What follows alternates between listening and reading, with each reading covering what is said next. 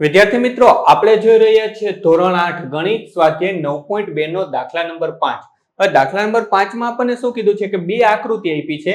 હવે એ કઈ રીતે એકબીજાની સમાન છે અને કઈ રીતે એકબીજાથી અલગ છે, અને એક નવો શબ્દ આવ્યો પાર્શ્વ પૃષ્ઠફળ. અત્યાર સુધી આપણે પૃષ્ઠફળ શબ્દ સમજ્યા હતા. આ પાર્શ્વ પૃષ્ઠફળ એટલે શું? તો કે બીજું કઈ નહીં, મેં તમને જ્યારે ચેપ્ટર ચાલુ થયું ત્યારે કીધું હતું કે બે શબ્દો આવશે, એક પૃષ્ઠફળ અને એક પાર્શ્વ પૃષ્ઠફળ. પૃષ્ઠફળ એટલે બધું. પાર્શ્વ પૃષ્ઠફળ મારે ગોતવું હોય તો આ નળાકારનું ફરતેનું હું ગોતીશ, ઉપલું ઢાંકણું ને નીચેનું તળિયું નહીં. સમઘનનું પાર્શ્વ પૃષ્ઠ, આનું સૂત્ર શું છે પૃષ્ઠફળનું? તો 6l². 6l² શા માટે? તો કે આની 6 બાજુઓ છે. હવે 6 બાજુઓ છે, આપણે પાસો રમીએ તો આપણને સમઘન વિશે મગજમાં આવી જાય કે એમાં 6 બાજુ હોય. હવે એમાં મારે એને પાર્શ્વ ગોતવું હોય, ઉપરની બાજુ નીચેની બાજુ બે બાદ કરી દઉં તો પાર્શ્વનું શું થઈ જાય? તો કે 4l². કારણ કે એમાં આપણે છત અને તળિયું અથવા ઉપરનો ભાગ અને નીચેનો ભાગ ગણતા નથી. તો આ રીતે આપણે આ બંનેનું પૃષ્ઠફળ ગોતી અને કહેવાનું છે કે કેનું પૃષ્ઠફળ વધુ હશે. વિડીયોને ચાલુ કરીએ એ પહેલા તમે જો જ્ઞાન વિશ્વ ઉપર નવા છો અથવા તો હજી સુધી જ્ઞાન વિશ્વને સબસ્ક્રાઇબ નથી કરી, નીચે આપેલા સબસ્ક્રાઇબ બટનને ક્લિક કરો, બાજુનો બેલ આઇકન દબાવો. વિડીયો કેવો લાગ્યો અથવા દાખલામાં કઈ ના સમજાય કોમેન્ટ કરીને જણાવજો. તો સૌપ્રથમ આપણે નળાકાર માટે લખી લઈએ. તો અહીંયા લખીએ, તેથી નળાકારનું પાર્શ્વ. જો પાર્શ્વ શબ્દ આવે એટલે યાદ રાખવાનું કે ઉપરનું ઢાંકણું તળિયું નથી, ફરતું જે આવે એ જ છે. ધારો કે આ બોટલ છે તો આ બોટલ નળાકાર લે તો આ ફરતેની જાય, ઉપલું ઢાંકણું અને નીચલું તળિયું આપણે બાદ કરી દેવાનું છે. તો નળાકારનું પાર્શ્વ પૃષ્ઠફળ બરાબર 2πrh. તો 2 ના 2, પાઈ એટલે 22/7. ત્રિજ્યા કેટલી છે? તો કે જો આખો વ્યાસ આપણને 7 આપી દીધો અને ત્રિજ્યા કેટલી હોય? વ્યાસ કરતા અડધી, અને અડધી એટલે 7 ના અડધા 3.5 કરવાને બદલે અહીંયા હું લખી નાખું 7/2, કારણ કે સરળતા રહેશે છેદ ઉડાડવાની. અને h આપણી પાસે હાઈટ કેટલી આપી છે? તો કે ઊંચાઈ આપી છે આપણી પાસે 7.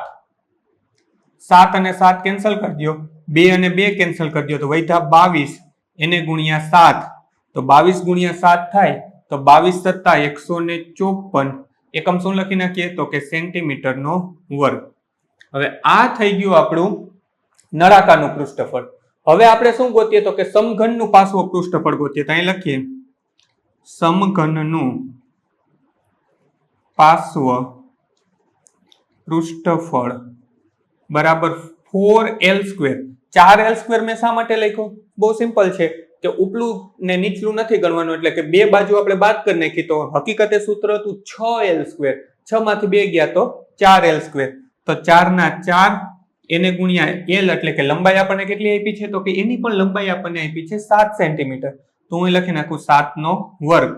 તો 4 એને ગુણ્યા 7 નો વર્ગ એટલે કે 49. તો 49 ગુણ્યા 4 કરી નાખીએ, 49 ગુણ્યા 4, 9 ચોક 36 નો છગડો, વધી પડી 3, ચોકે ચોકે 16, 17, 18 ને 19. તો કે આવ્યા 196 સેન્ટીમીટર નો વર્ગ. હવે આપણે આપણા પ્રશ્નોના જવાબ આપીએ. આપણે બેયનો પૃષ્ઠફળ ગોતી લીધું, પાર્શ્વ પૃષ્ઠફળ ગોતી લીધું. હવે આપણને શું કીધું છે કે આ આકૃતિ કઈ રીતે સમાન છે? તો આપણે અહીં લખીએ સમાનતા. તો બંનેની ઊંચાઈ, બંનેમાં h કેટલો આપ્યો છે? તો કે 7 સેન્ટીમીટર આપ્યો છે. અને તો અહીં લખીએ, બંને આકારોની ઊંચાઈ સમાન છે. હવે આપણે તફાવત પણ લખી નાખીએ. તફાવત શું આપ્યો છે?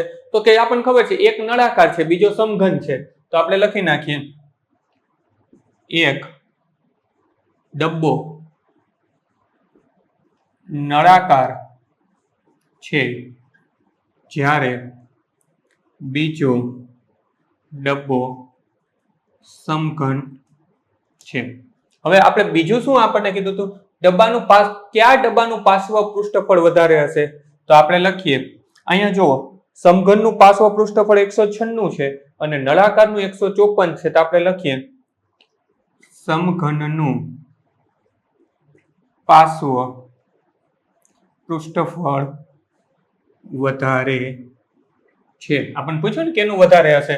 અથવા તો આપણે લખીએ તો સમઘનનું પાર્શ્વપૃષ્ઠફળ વધારે છે. વિડીયોને પોઝ કરી 5મો દાખલો તમારી નોંધપોથીમાં ઉતારી લ્યો, ત્યાર પછી વિડીયો ચાલુ રહેવા દેજો. 5મા પછી 6ઠ્ઠો દાખલો ફોટોની લિંક સ્વરૂપે જ આપી દઈશ, ટચ કરશો એટલે જોઈ શકાશે. સ્વાધ્યાયના બધા જ દાખલાની લિંક ડિસ્ક્રિપ્શનમાં આપી છે, તો ત્યાંથી પણ તમે જોઈ શકશો. બાળ મિત્રો, વિડીયો જોવા માટે ખૂબ ખૂબ આભાર. આ વિડીયોને લાઈક કરો. જો હજી તમારા મિત્રો સાથે આને શેર ના કર્યો હોય તો આ વિડીયોને શેર કરજો અને મારી આ ચેનલને કે જ્ઞાન વિશ્વને સબસ્ક્રાઇબ કરવાનું ભૂલતા નહીં. ચોક્કસથી આ ચેનલને તમે સબસ્ક્રાઇબ કરજો. Thanks for watching. ફરી મળશું બીજા વિડીયોમાં.